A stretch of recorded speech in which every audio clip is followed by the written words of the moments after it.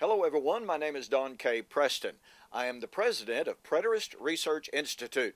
Thanks for joining me for Preston's Ponderings.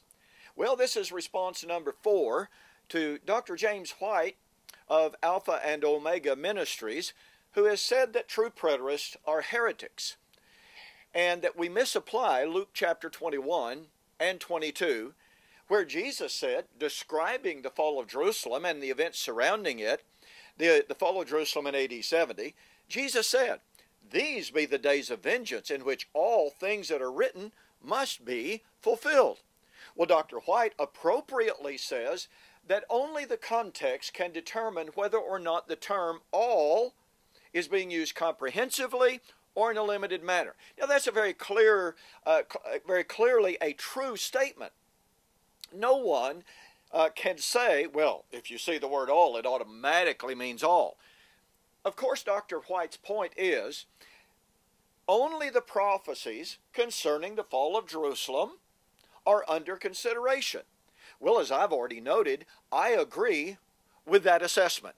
The fatal fallacy in Dr. White's claim is that he believes that eschatology, i.e. the end of the age, coming Lord, judgment, and resurrection, is unrelated to the fall of Jerusalem. Well, that is patently, biblically and scripturally wrong, as we have been demonstrating. Let me illustrate and demonstrate that beyond any shadow of a doubt. Now, let me point out again that in my book, Like Father, Like Son, as well as Who is This Babylon, as well as The Elements Shall Melt with Fervent Heat, in these books I demonstrate that biblically eschatology is invariably placed by an inspiration at the end of the Old Covenant world of Israel, not at the end of the Christian age. You know, this is one of the most fundamental oversights, one of the most fundamental errors of all futurist eschatologies. Amillennialists, postmillennialists, dispensationalists all put the eschatological consummation at the end of the current Christian age. Well, folks, the Christian age has no end. Hello? Let me continue now. Daniel chapter 12, verse 2 predicted the resurrection. Many who sleep in the dust of the earth shall arise, some to everlasting life, some to everlasting condemnation. When would that occur? Well, verse 3, it would be the time in which the righteous would shine forth as the stars in the kingdom.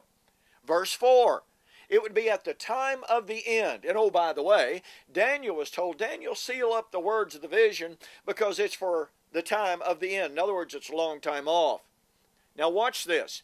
In verse 6, one angel asked the other, when shall all of these things be accomplished? When shall all of these things be fulfilled? Now remember, this includes the resurrection of verse 2. It includes the time of the end. It includes the time of the establishment of the kingdom. When shall all of these things be fulfilled? Well, look at verse 7.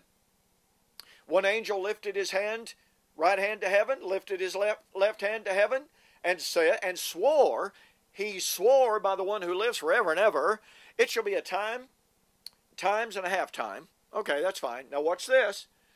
When the power of the holy people has been completely shattered, all of these things will be fulfilled. Now what do we find?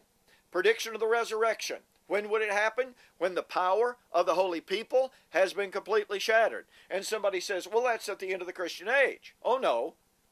The Bible, in predicting and talking about the kingdom, the church of the living God, says it will never pass away, never be destroyed, Daniel 2:44, Daniel 7:13 and 14. So it can't be talking about the complete destruction of the church or Christianity.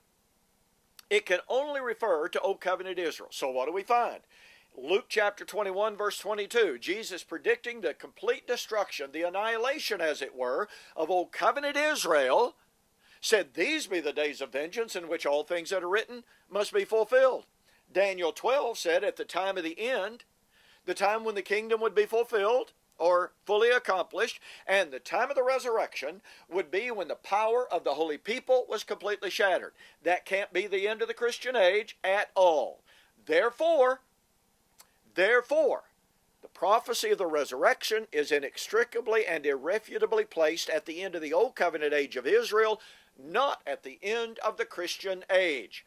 When Jesus, therefore, predicting the fall of Jerusalem, the end of the Old Covenant age, the destruction of Old Covenant Israel, said, "These be the days of vengeance in which all things that are written must be fulfilled." Guess what?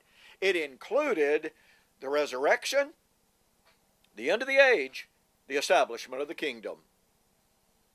Hey, we've got more. Thanks for joining me for Preston's Ponderings. We'll see you on the flip side.